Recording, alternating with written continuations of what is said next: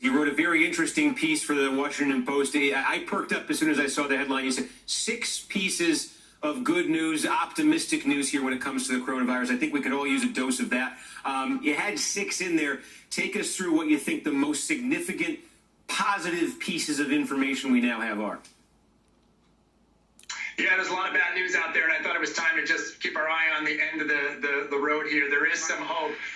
When you have every scientist in the world working on the same problem at the same time, it's inevitable some solutions will come up. So we know about the ones that are making front page news. Let me tell you about a couple that are just under the radar. One is treatment is going to beat vaccine. We've already seen this for the most severely ill with remdesivir and dexamethasone as treatments. There are other treatments coming for everybody else, including monoclonal antibodies. So your body normally puts up a defense and creates antibodies. These are engineered antibodies, and they look like they'll be a successful treatment coming this fall.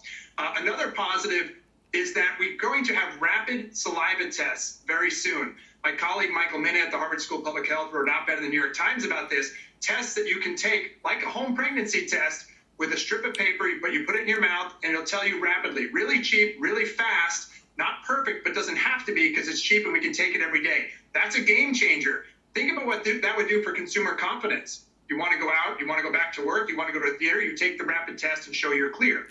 The last one that is just on the radar too is this, and we don't quite know why, but a couple studies are showing that 20 to 50% of the population that was never exposed to this virus has immune cells that do respond to the virus. So there's some underlying immune memory for your memory T cells that's showing there's cross-reactivity. We don't know why. We don't know what the implications are, but it is promising that we are seeing that reactivity, that kind of historic immune legacy response.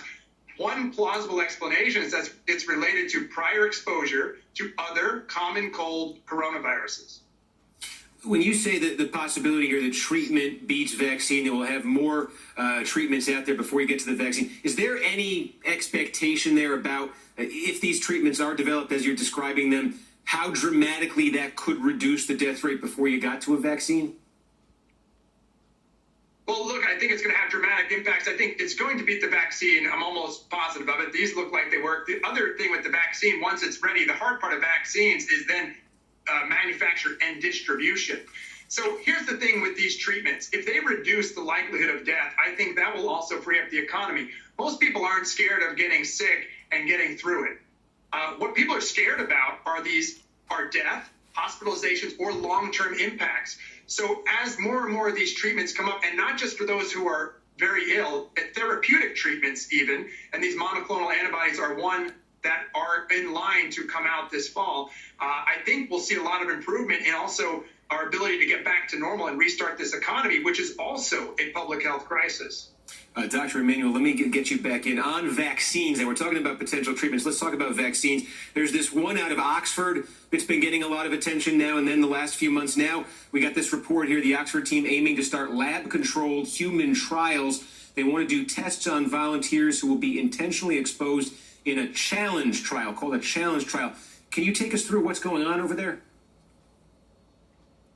Yeah, so what's a challenge trial? A challenge trial is you take a normal person and you give them the vaccine, you allow them to develop antibodies, and then rather than just wait for them to get back exposed to coronavirus in the community through their daily activities, many of them won't be exposed, you actually expose them to a set dose of the virus and see if they get infected or if they can resist infection. And that's the main advantage. The only reason to do challenge studies is to speed up the trials. They are actually complicated.